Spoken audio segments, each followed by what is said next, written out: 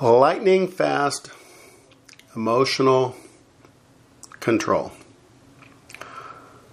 Today's podcast is designed to help people better regulate and manage their emotions.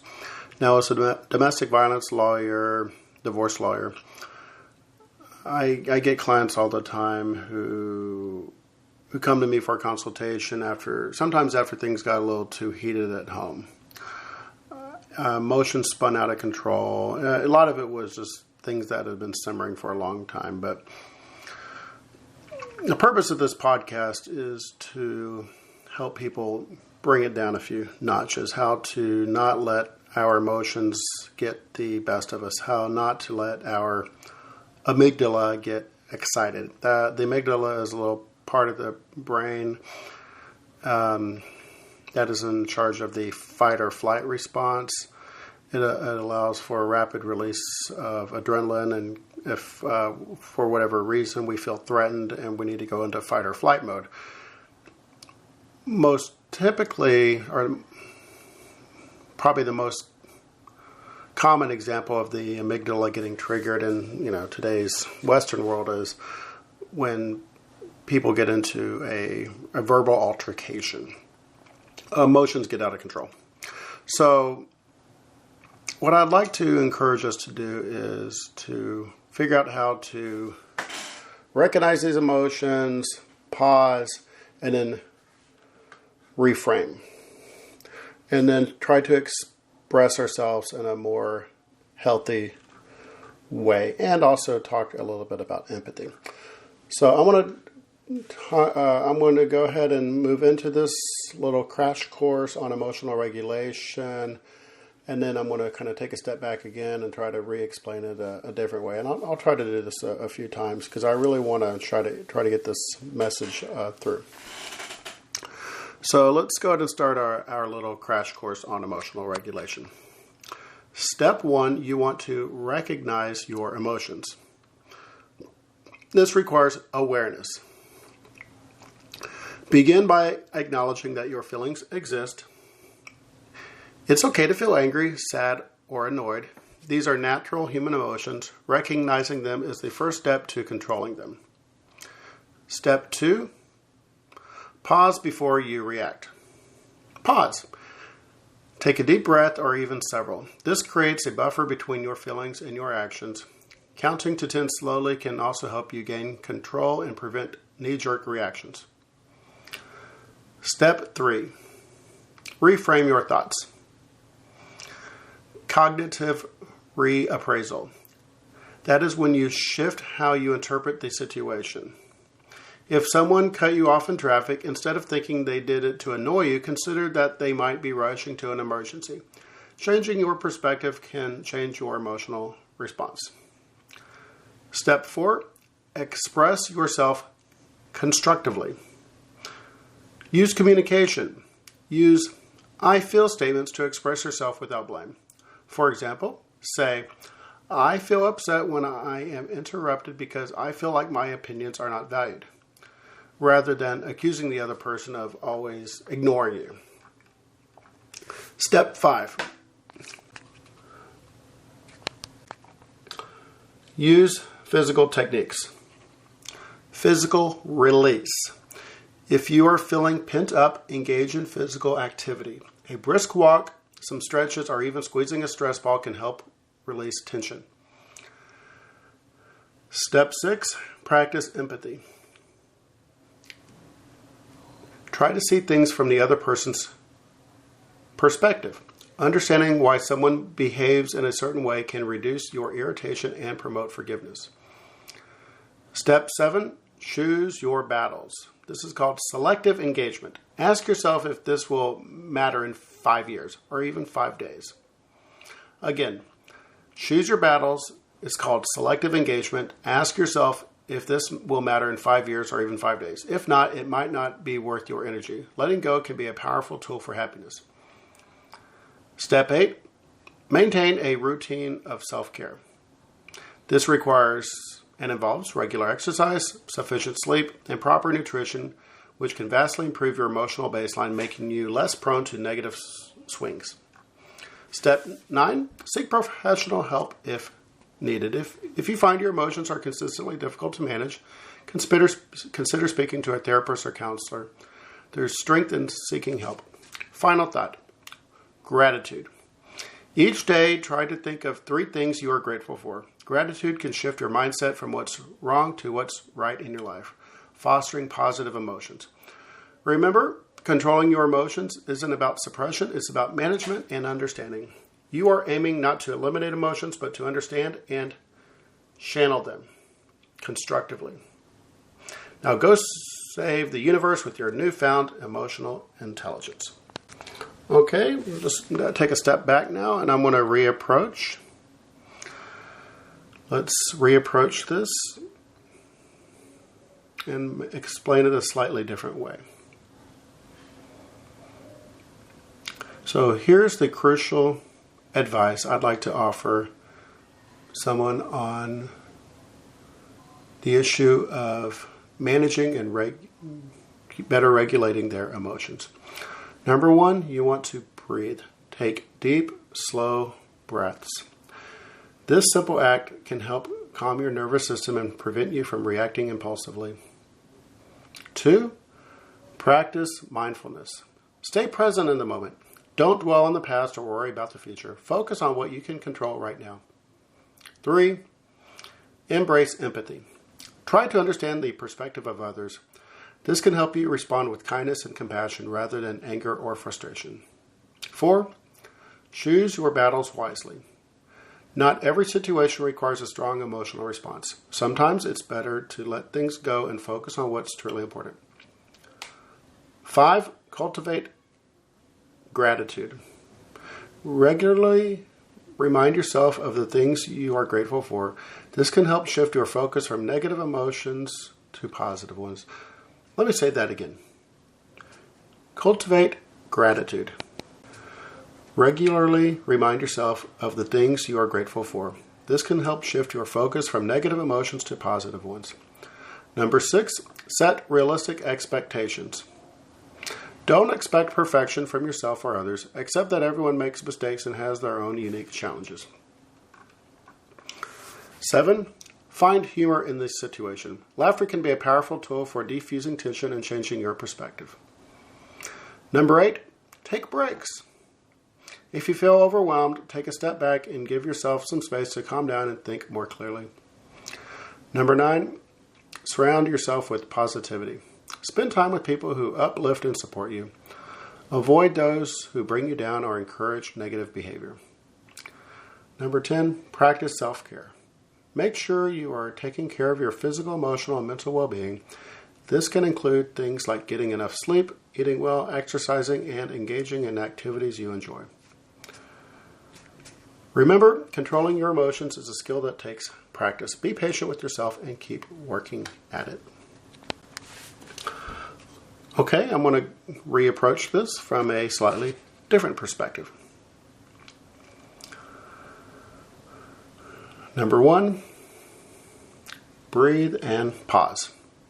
When you feel those intense emotions rising, the first thing to do is to take a few deep breaths. This might seem cliche, but it's a quick way to send a signal to your nervous system to chill out. Counting to 10 while you breathe can also help you create a little space between the trigger and your reaction. Number 2, identify what you are feeling. Don't try to bury those emotions. Instead, name them. Are you angry? Are you hurt? Frustrated? Identifying your emotions gives you a sense of control over them. 3, challenge your thoughts. Our emotions are often driven by our thoughts. When you're feeling angry or upset, ask yourself if your thoughts are based on facts or if they are just assumptions.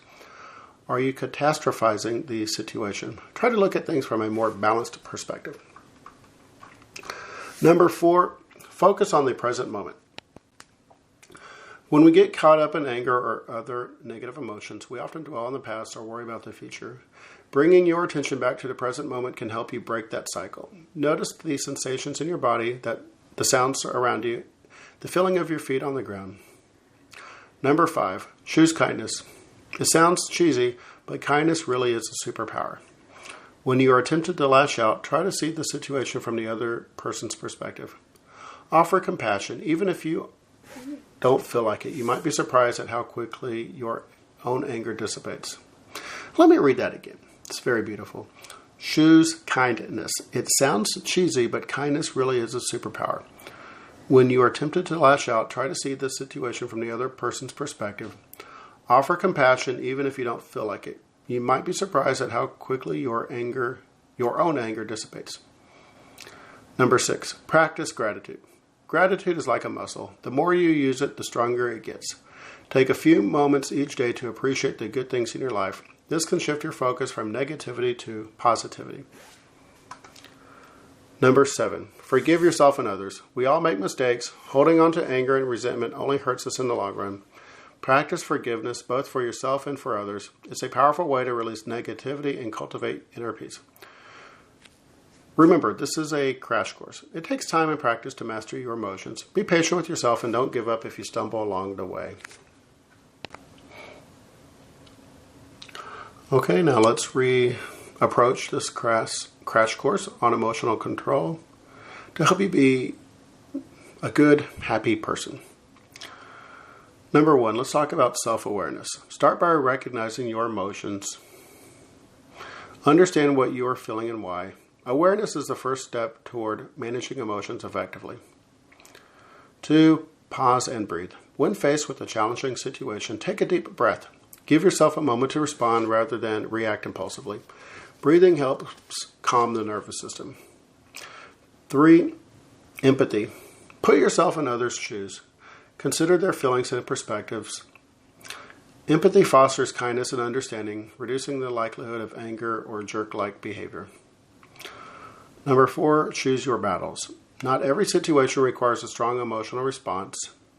Prioritize what truly matters. Save your energy for meaningful battles, not petty ones. Number 5, positive mindset. Focus on gratitude. Remind yourself of the good things in your life. Optimism leads to happiness and better interactions with others. 6, practice forgiveness. Holding grudges only hurts you. Forgive others and yourself to free up mental space for positivity. Number 7, mind your language. Use words wisely. Avoid hurtful or negative language. Kindness costs nothing and makes a huge difference. Number 8, seek solutions. Instead of dwelling on problems, focus on solutions. Channel your energy into constructive actions. Number 9, connect with others. Build meaningful relationships. Loneliness can lead to negativity. Reach out, listen, and be there for others. Number 10, laugh and play. Laughter is universal medicine. Find joy in simple things. Playfulness keeps your heart light.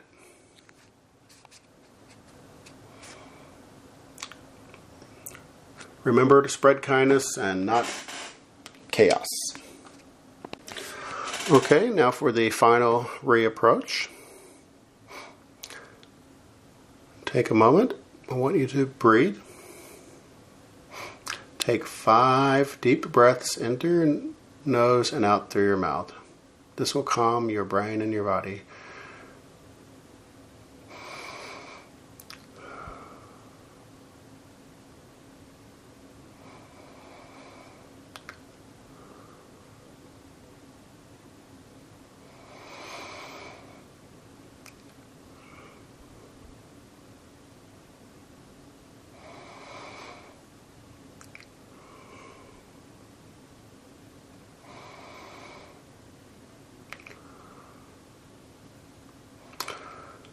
Now I want you to acknowledge your emotions. Say, I'm feeling angry right now.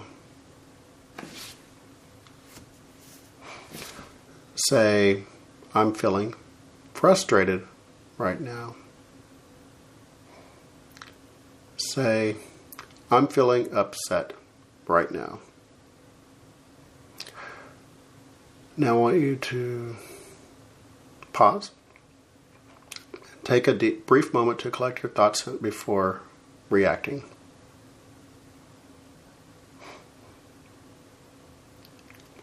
I want you to ask yourself, what is the root cause of my emotion? I want you to identify the trigger. Now, take a moment to think what the root cause of your emotion is so we can identify the trigger. Okay, now that we have that trigger, that root cause, let's challenge this negative thought by finding a positive perspective.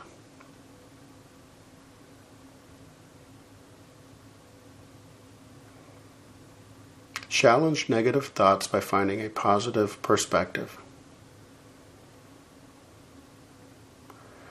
Now, respond. We're going to respond by choosing a constructive action or response that aligns with our values. For example, show kindness and respect. This is how you are going to respond. Choose a constructive action or response that aligns with your values. That action could be helping someone in some capacity, taking a moment to see things from their perspective, or show them a little mercy. These are all good constructive actions. Also, responses. Okay, in closing, I want you to practice empathy. Always try to put yourself in someone else's shoes. I want you to focus on gratitude. Think of 3 things you are thankful for. Right now, just stop and pause. I'm going to pause for a moment. I want you to just think of 3 quick, simple things that you are thankful for.